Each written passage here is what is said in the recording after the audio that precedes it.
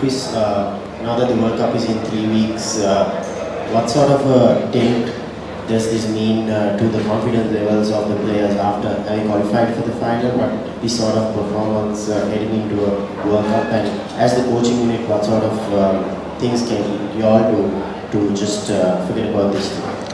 I think first of all, we played some very good cricket to get to the final. We had to fight very hard to get here. So for me, it was an achievement in itself to be in the final. Clearly, to lose in the manner that we have there is very disappointing and something that will hurt all the players, and it's certainly hurting the coaching staff as well. I think we're going to have to rebuild. We're going to have to put the confidence back into the players. Obviously, we'll give them a little bit of a break now, go home, refresh the brain, get back together and start to rebuild from where we left off, really. But you know what, sometimes a little bit of a kick up the rear end before you go into a big tournament is not the worst thing either. And maybe this is just a bit of a wake-up call, but actually for us to compete against people like India, Australia, New Zealand, those type of guys, we have to be on the top of our game and we have to make sure that we turn up consistently all the time. So, there may be something that we can use out of this to help motivate us through that World Cup as well. Chris, obviously it's been a bit of a long tournament, with a bit of trouble with the IPL before that as well. Was there any sense of fatigue in today's performance at all?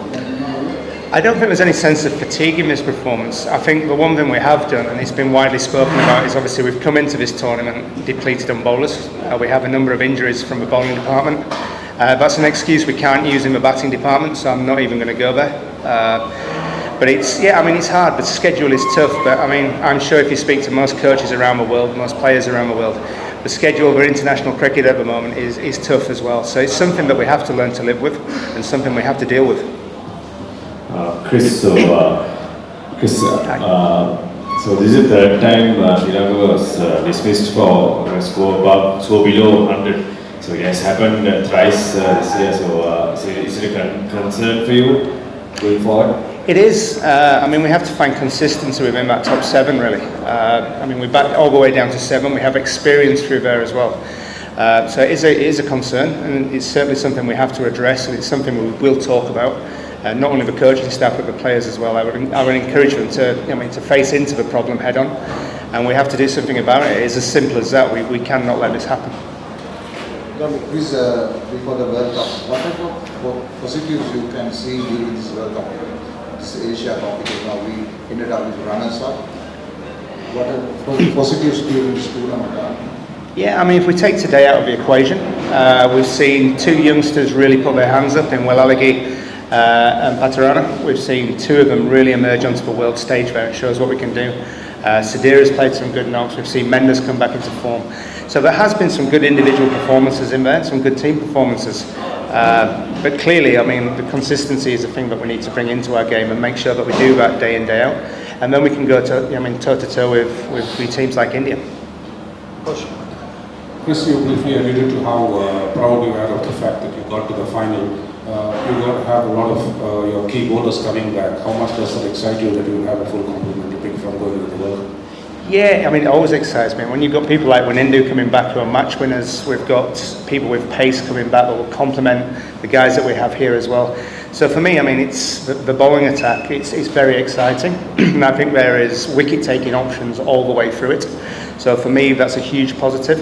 Like I say, it's just consistency in scoring the runs now, that we have to do that. And I think once we get that consistency, we'll find that we compete more with the top teams on a more regular basis. Because we do push teams close, regularly. We've just got to make sure that we do it more consistently now. Chris, you spoke about Dasun Shanaka, coming back to form. That's been a concern, how are you going to address that? Yeah, clearly, Dasun, he works so hard on his game. And as we all know, he's a great man. So from my point of view, it's again trying to make sure that we put confidence into him, we blow his tyres up, and he continues to train hard and work hard, and hopefully we can turn that corner with him. But there's no other thing. We just need to keep working hard, really, and try and get that confidence into him. One score and he'll be away. We know what he's capable of. We've seen it before. He can be a very destructive batsman, and we've seen him this tournament as well. He's more than a useful bowler as well. So for me, he's 1 score away from flying again. But it's obviously there's some hard work to do there as well. Chris, even Rohit Sharma just a few minutes ago said the pitches here have been very challenging. What was the thought process behind winning the toss and batting first, opting to bat first? We're trying to make the best use of the wicket, to be honest. And I mean, India would have batted first as well. I mean, they've said that openly. So I mean, it did do a little bit after that rain break. We found where it seemed and maybe swung a little bit more. But equally, we've seen once the lights come on here, if you're batting second, there's a very, very tough 15 overs there.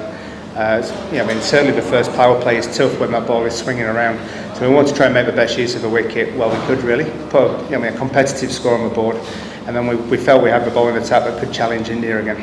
Unfortunately, we couldn't get to that point. Chris, with Guanadu returning after injury, and what Bellarage has been doing in this tournament, Deekshan also in the midst, so you have I think a good headache going into the World Cup. Your thoughts on that? I think you're absolutely right. I think healthy competition within the group is always good. I think it helps push us to higher levels and helps keeps the players on the toes and keeps pushing them to get better and better. From a coach's point of view, it's a great headache. Much better than the alternative where you're looking around for people. And I think it just shows the depth that we have, especially in the spin department. They obviously one is an orthodox left armour, but the other two, there's a little bit of magic about them as well. So I think we cover all bases in that department. So that's exciting. Chris, with Shanaka's kind of extended run of poor batting form, obviously that changes things inside a dressing room, inside a team. Can you just talk a little bit through the challenges of kind of coaching a team where kind of you have these kinds of dynamics going on? What do you mean with Dasson struggling Yeah, for a few runs? the captain not being able to. Okay, well, it's obviously there's more to being a captain than just the runs you score as well. And I think one thing that Dasson is very good at is he's got the respect of a dressing room. He understands the players, he shows the players a lot of love, and he gives them a lot of support as well. So for me, it's returning that love and that support as well to him. The fact that we've got to make sure that we're there for him, we help him work hard, and we try and turn the corner with him. But he's not on his own in there. He's got a lot of support in that dressing room.